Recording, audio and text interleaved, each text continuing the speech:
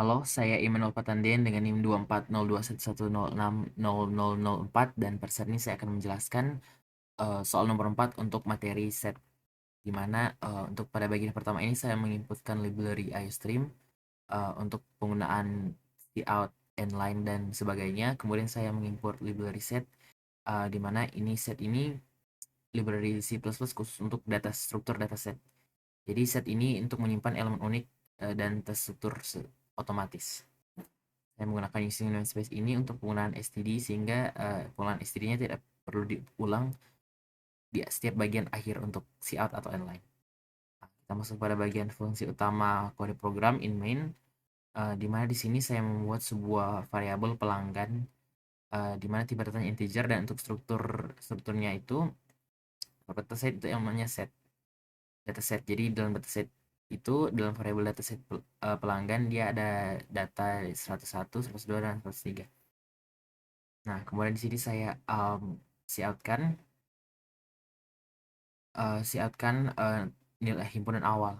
Nah, kemudian ketika selesai himpunan awal, selesai outputkan ini saya melakukan perulangan. Jadi di sini ada perulangan di mana loop ini itu menggunakan iterator begin dan end. Ini untuk begin itu untuk menunjukkan elemen pertama dan end itu untuk bagian akhir set.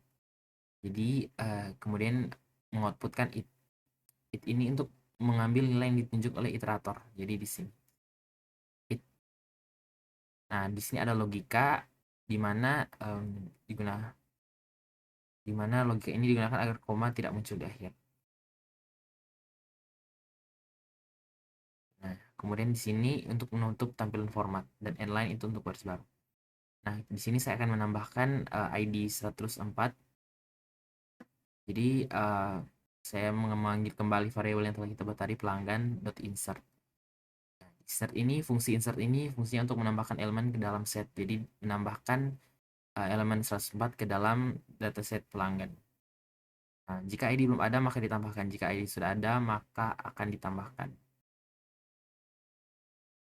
Kemudian pada bagian ini setelah ID 104 itu setelah ditambah 104 itu ditambahkan, dia akan melakukan set otomatis di mana dia menyimpan elemen unik dan menyusun elemen secara terurut. Jadi tipe data integer dia akan menyusunnya elemennya secara terurut. Di sini ada logika if. Jadi dia logika ini fungsinya untuk misalnya mencari 102. Di sini kan soalnya 102. Diminta untuk mencari 102, mencari ID 102. Jika ditemukan dia akan mengembalikan iterator. ID ditemukan. Nah, jika tidak, dia tidak ditemukan, dia akan mengoutputkan pencarian ID 102 ID tidak ditemukan. Nah, tapi dia akan di-outputkan ini karena ID 102 itu memang ada di dalam iterator. Nah, di dalam sini ada keterangan set juga duplikasi ID hanya menyimpan elemen unik. Nah, jadi inti core ini dia tidak set itu mengizinkan data kembar. Jadi fungsi set itu agar menjaga konsistensi datanya agar tidak ada data yang terduplikat, tidak ada untuk data yang sama. Seperti itu. Jadi penggunaan set itu bisa untuk ID pelanggan, nih, mahasiswa, nomor seri, atau kode unik sistem. Kita coba execute saja, kita compile and run. Nah, himpunan awal ini kan kita masukkan tadi. Nah, setelah kita tambahkan ID 104, dia akan muncul di sini 104 dan pencarian ID 102. Nah, di sini muncul keterangan ID ditemukan karena 102 itu memang memang ada di himpunan. Set mencegah duplikasi ID hanya menyimpan elemen unik. Ini output yang kita keluarkan di bagian akhir. Kurang lebih seperti itu video dari saya. Mohon maaf apabila ada salah kata. Terima kasih.